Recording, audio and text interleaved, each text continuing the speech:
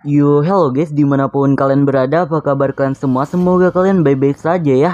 Pada kesempatan kali ini, admin akan merekap alur cerita dari sebuah donghua yang berjudul Magic Shape of Ice and Fire. Tapi, jika kalian suka dengan konten yang Mimin sajikan, jangan lupa untuk like, komen, dan juga share video ini kepada teman-teman kalian, agar channel ini makin berkembang. Dan jangan lupa juga untuk subscribe dan nyalakan lonceng notifikasi, agar kalian selalu menerima updatean video terbaru dari Mimin. Oke lah guys, tanpa berbasa-basi masuk intro dan selamat menonton guys.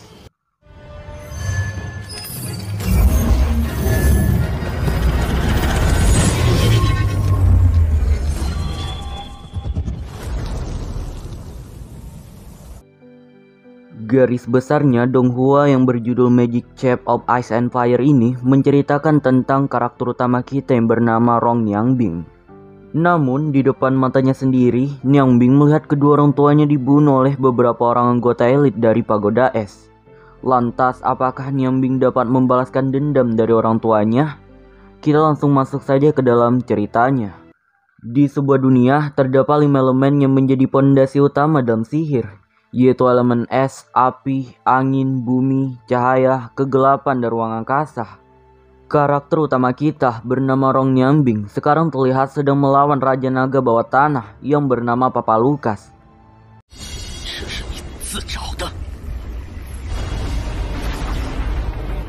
Bahkan untuk mengalahkan Papa Lukas, Niangbing sekarang mengeluarkan seluruh senjata sihirnya, yang dimana setiap senjata sihir mewakili setiap elemen pada sihir.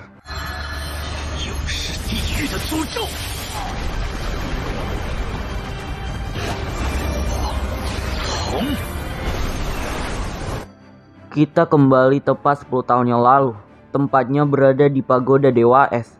Di sana kita diperkenalkan oleh beberapa anggota dari klan Es, yaitu Bing Jian, Bing Rong, dan diketuai oleh Bing Lu. Di sisi lain, Niangbing kecil bersama dengan ayahnya yang bernama Rong Tian sedang berusaha untuk masuk ke dalam Pagoda Dewa Es. Ternyata saat ini Bing Ling, mamah dari Niangbing, sedang dalam upacara penobatan menjadi dewi di Pagoda Dewa Es tersebut.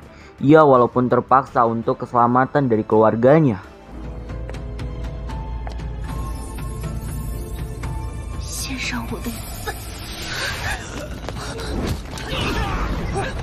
Namun untung saja, Niangbing dan ayahnya datang dan menggagalkan prosesi tersebut.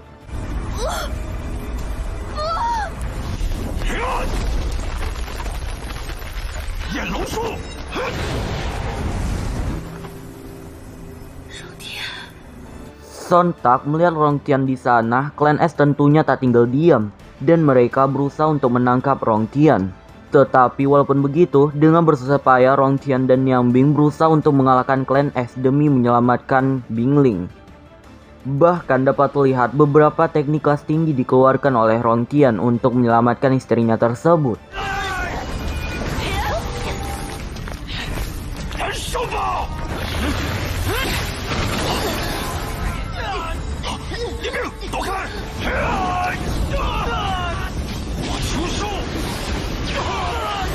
Namun pada akhirnya mereka dipojokkan oleh Bing Lu yang menggunakan teknik andalannya, yaitu hujan es.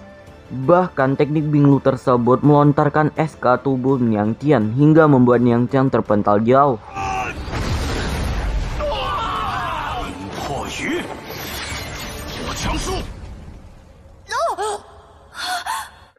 Namun untung saja Niang Tian masih tidak apa-apa dan dia baik-baik saja. Tak tinggal diam, Bing Ling bahkan mencoba untuk menyelamatkan suami dan anaknya dengan teknik atau sihir pamungkasnya. Kemudian untuk hal ini, Bing Ling bahkan mengeluarkan teknik terkuatnya yang diikuti oleh Rong Tian yang menangkap Bing Lu dengan teknik atau sihir tangan Dewa Api.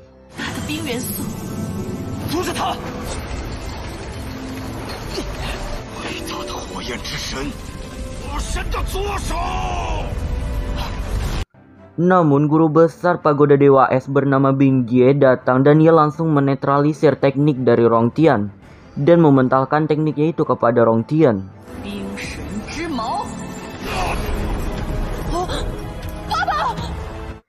Dikarenakan pengkhianatan dari Bing Ling, guru besar akan menyegel Rong Tian di tempat ini dengan teknik segel es abadinya.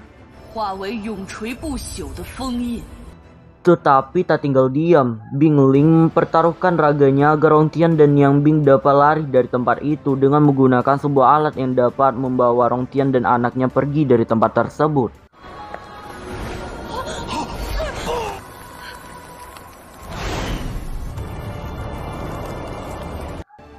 Namun tak semudah itu, Bing Lu bersama dua bawahannya bergerak untuk mengejar Ningtian dan ayahnya. Alhasil karena terpojok, Rongtian mempertaruhkan nyawanya agar anaknya dapat lari dari tempat tersebut dengan menggunakan sebuah portal dimensi.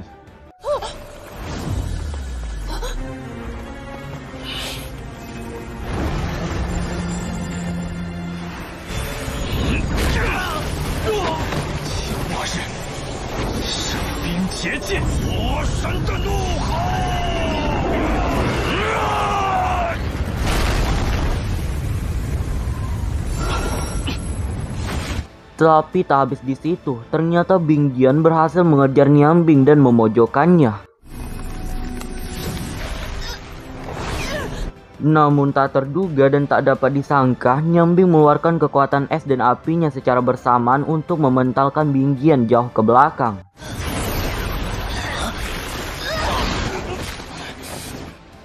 Dikarenakan melihat kesempatan, Niang Bing melompat dari atas jurang di belakangnya.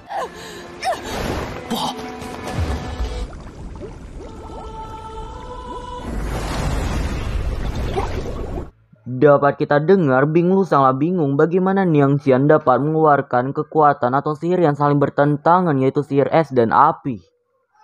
Dapat terdengar pula nih, Bing Rong juga berpendapat mungkin saja Niang Xian telah mati karena jatuh dari tebing atau jurang yang sangat tinggi. Maka dari itu mereka memutuskan untuk kembali ke pagoda Dewa Es. Di sisi lain, tempatnya di hutan bunga persik yang sangat beracun. Seorang kakek bernama Zhang Ji yang sedang memancing dan ia merupakan dewa koki iblis tanpa sengaja berhasil menyelamatkan Niang Bing yang hanyut di sungai. Sesudah Niang Bing sadar, kakek Zhang langsung memperkenalkan dirinya kepada Niang Bing.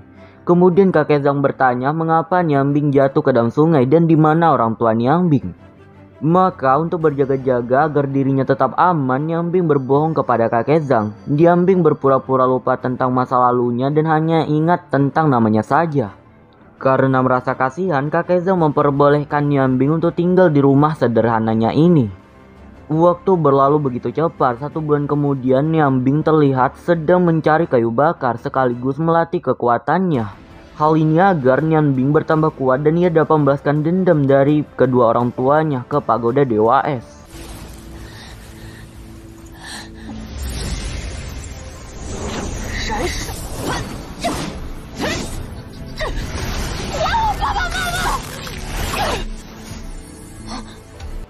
Di tengah latihannya, tanpa sengaja Niang Bing melihat orang yang sangat mencurigakan. Maka karena hal itu, Niang Bing berusaha untuk menangkap gadis tersebut. Namun sangat disayangkan dikarenakan teknik dari gadis itu yang sangat kuat, Niang Bing bahkan tidak dapat melawan gadis tersebut.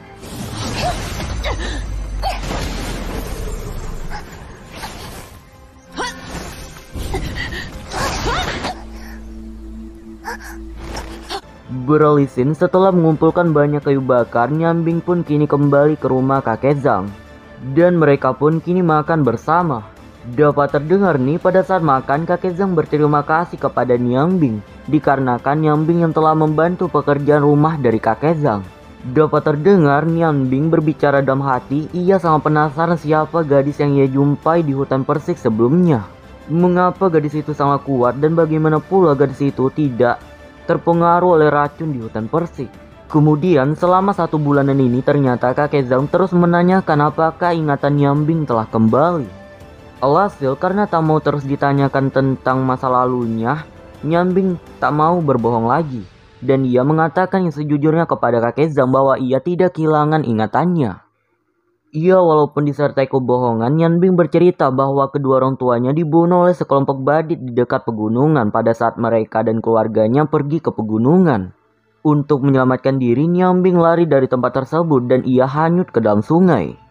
Mendengar hal tersebut, untuk menghibur Niang Bing yang sedang bersedih, kakek Zhang mendapatkan sebuah ide, yaitu ia akan membuat masakan yang sangat lezat kepada Niang Bing karena kakek Zhang ini bertitel sebagai dewa koki iblis. Paling spesialnya lagi, masakan kakek Zhang ini akan menggunakan pisau dewanya yang sangatlah legendaris.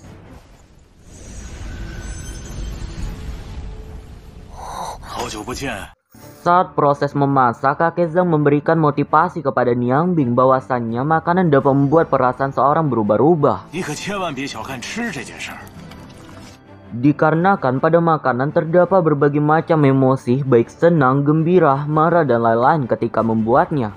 Tergantung perasaan si koki dan penyampaiannya kepada konsumen. Hal ini diselingi pula kakek Zhang menceritakan tentang perjalanan dewa koki yang sangat berat dari awal hidupnya. Namun walaupun begitu, dewa koki tak menyerah hingga ia berhasil menjadi koki terhebat di benuanya.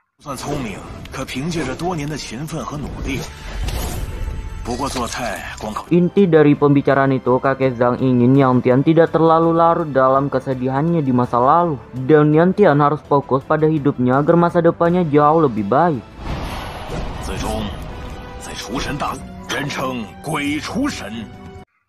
Mendengar cerita dari kakek Zhang itu, Niang Bing pada akhirnya tahu kalau kakek Zhang adalah dewa koki yang sangat terkenal itu.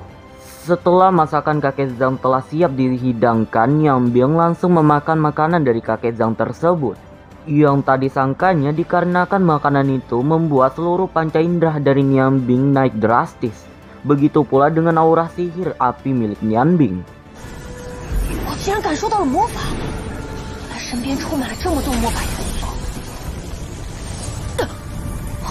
Karena melihat hal tersebut, kakek Zhang sangat terkejut. Ternyata Niang Bing adalah seorang penyihir api.